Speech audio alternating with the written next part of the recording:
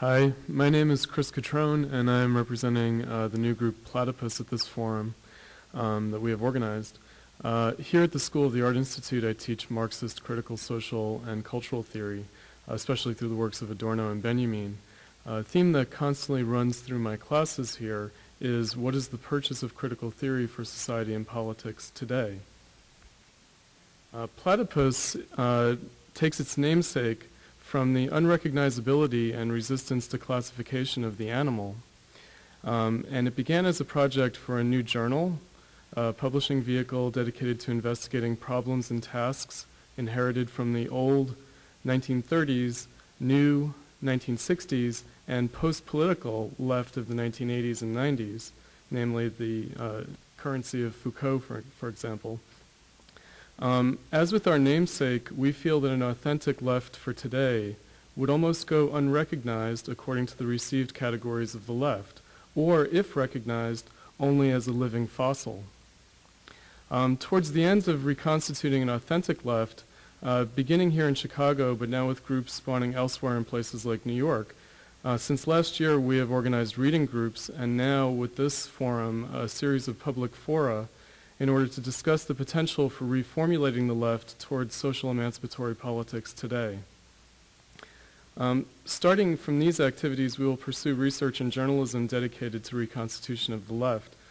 We have a distinctly Marxian background, and we focus on the history and thought in the Marxist tradition, but in a critical and non-dogmatic manner, taking nothing for granted and departing from received wisdom of all kinds, and treating the history of the left as a subject for our free reappropriation in the present.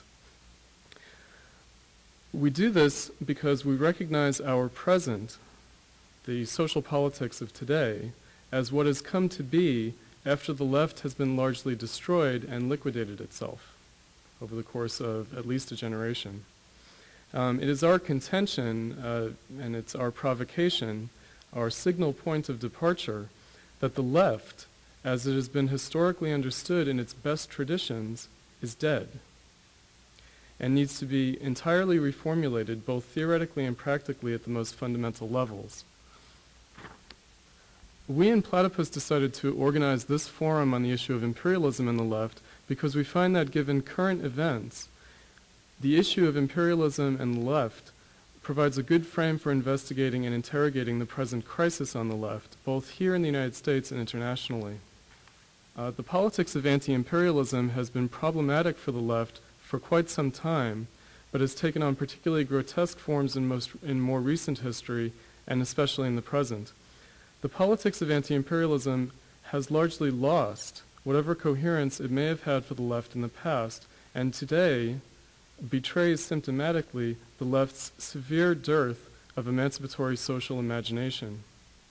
For example, the present anti-war movement on the left has been stuck on the one hand between problems of fighting the last war, meaning applying inappropriately the template of the Vietnam War and the counterinsurgencies waged by the U.S. in Latin America in the 60s, 70s, and 80s, where the U.S. fought against movements for progressive social change, and stuck, on the other hand, tailing after the crassest opportunism of the Democratic Party and the present defeatist moods about Iraq among the ruling elites, for whom the more Iraqi and American dead in that conflict means the better for pressuring and marginalizing the Bush administration, however little the Democratic Party might or could offer any different policy.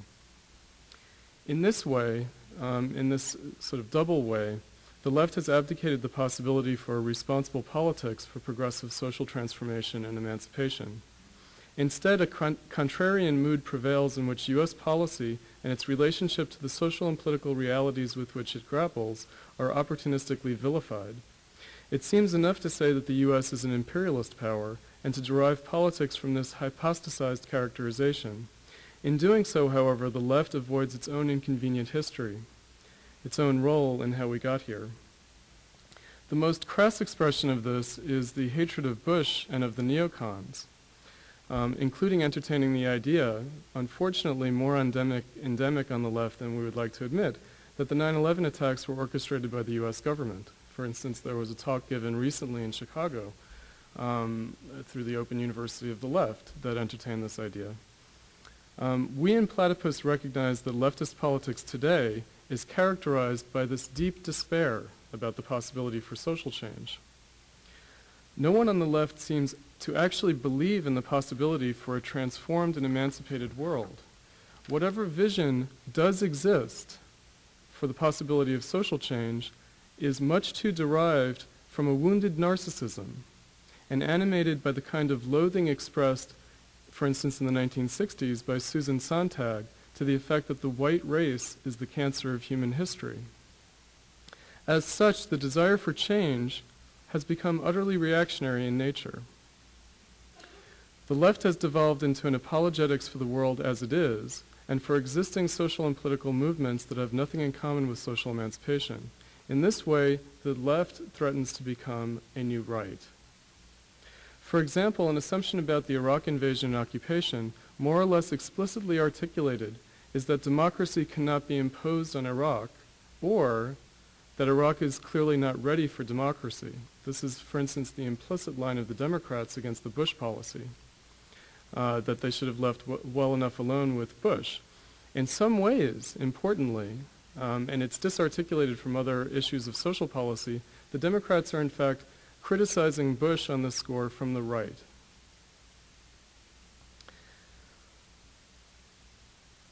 When this is not the explanation offered, then the Islamist insurgency is dressed up as expressing the self-determination of the peoples of Iraq. Other examples are Ward Churchill calling the office workers in the World Trade Center on 9/11 little Eichmanns of U.S. imperialism.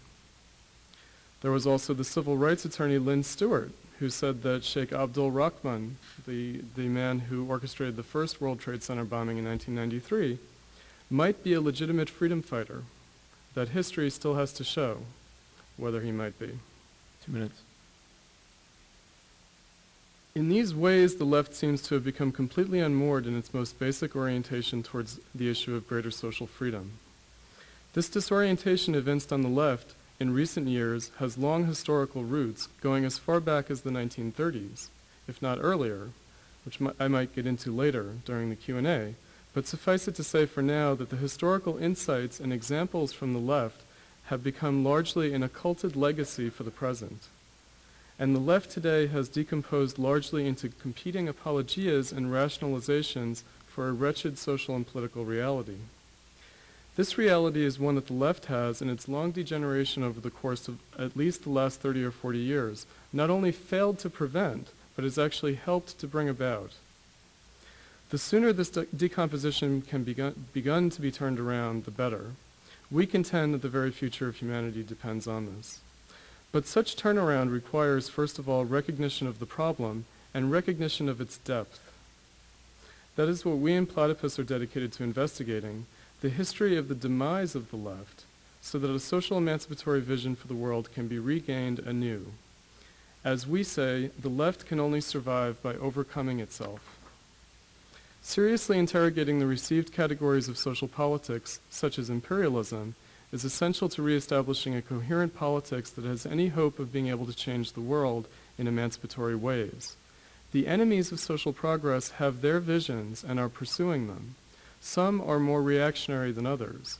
The question only is, for us now, what are we going to do on the left?